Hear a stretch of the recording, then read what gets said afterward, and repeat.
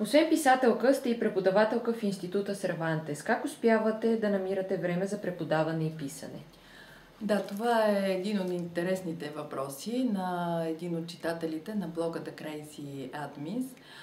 Наистина аз съм преподавател по испански език в Института Сервантес, преводач съм на художествена литература от испански език и писател.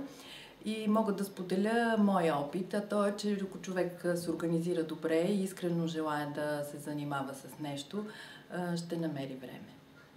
Превеждате испанска и латиноамериканска литература. Коя е любимата ви книга, която сте превели?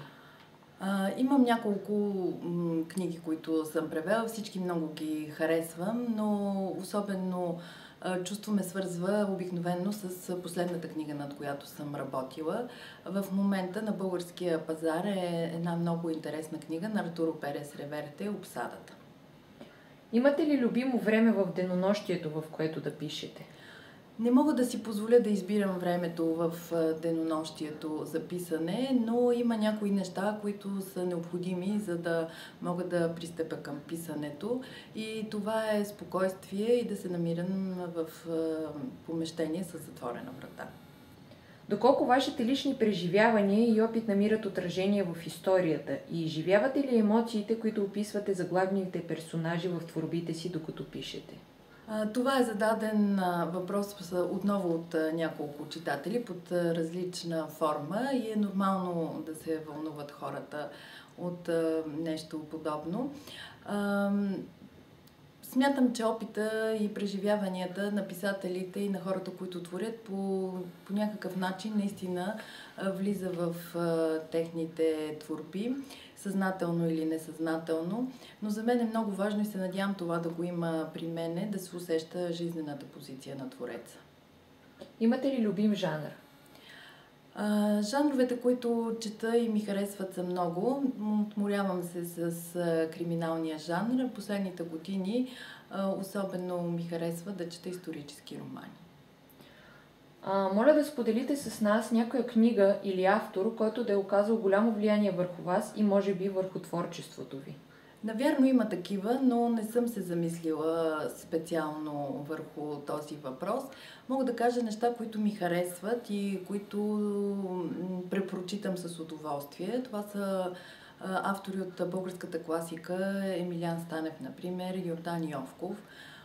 След това има писатели като Хемингуей, които също обичам да препрочитам.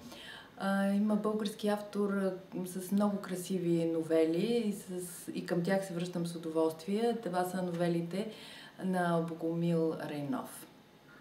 Мислите ли, че четенето се връща на мода?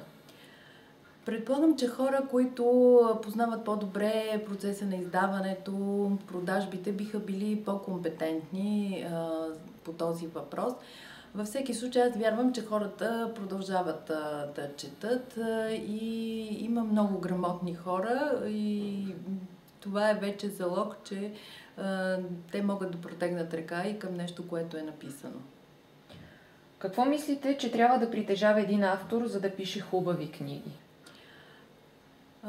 За да пише книги, още повече ако може това да са хубави книги, според мен един автор трябва да притежава талант, трябва да притежава постоянство и дисциплина.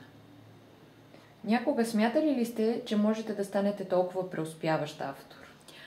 Това е въпрос, който звучи много ласкателно. Тук е мястото да кажа, че може би всички въпроси, които звучат, са абсолютно без редакция. Не мога да кажа какво всъщност означава и със сигурност успял автор. Може би от една страна това е бройките продадени книги, от друга страна мнението на критиката, от трета страна така както се чувства писателя със своята публика, със своите читатели.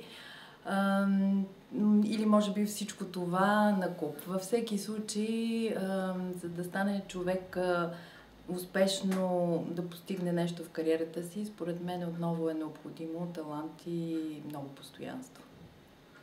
Какво е вашето мнение за българската литература и нейното развитие? Българската литература присъства вече трайно в живота на нас, българите. Нещо, което е много радващо, тъй като имаше период, в който според мен се беше поизгубил около 90-те години. И тук бих искала да спомена книжарниците Сиела и книжарниците Хиликон, които специално обръщат внимание на българските автори и по някакъв начин подпомагат развитието на съвременните български писатели и съответно творци. Къде искате да се развива историята в следващата ви книга? Следващата ми книга е от поредицата романи, в които главна действаща героиня е преводачката Ирина. И в нея в тази история ще става дума за една монета. Действието се развива в Подбалкана, в България и в Сантяго де Компостела, Галисия, Испания.